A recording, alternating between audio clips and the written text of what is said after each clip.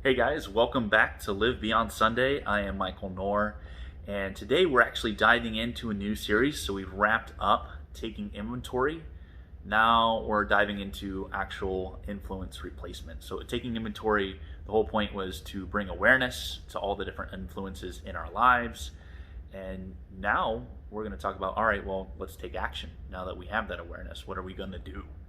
Um, and so day one, though, I want us to take a step back because we can very much, as Christians, get caught up in the doing and expecting that to be what creates our identity, of trying to be a good person. And so, what I want to do is I actually want to take a step back and I want to share with you guys a verse, and that verse is John 15:5. And what that verse says is, I am the vine, and you are the branches. If you remain in me, and I in you, then you will bear much fruit. But without me, you can do nothing.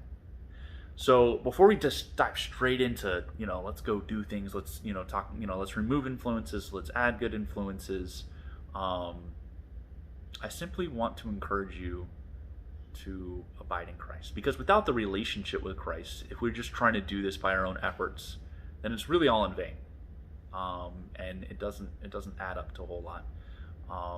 And so, I just want to encourage you: take some time, spend some time in prayer, talk to Him about all the things that you're thinking about, the influences in your life, the things that you've just taken inventory of, and ask for His guidance on some of the first steps that you should be taking, and ask for His strength to accomplish some of them.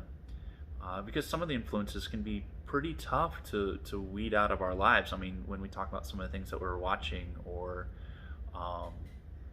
some of the friends we might have, some of the ways that we talk to ourselves, our own mind's voice, it's not going to all just disappear overnight, and it's not just going to be 100% our willpower. It's our willpower meshed with His power, right? It's our willpower is simply to say, yes, I relinquish these things to you, God, and God, help me with them, and then let Him, provide us the power to actually to do these things, right? And just keep saying yes, and relinquishing, and that's our goal, right? It's just keep relinquishing, and then He's going to help produce the change in our lives, right? Where we participate, right? It's not just 100% on Him, but it's also not 100% on us. It's very much a partnership. He's going to do the heavy lifting. So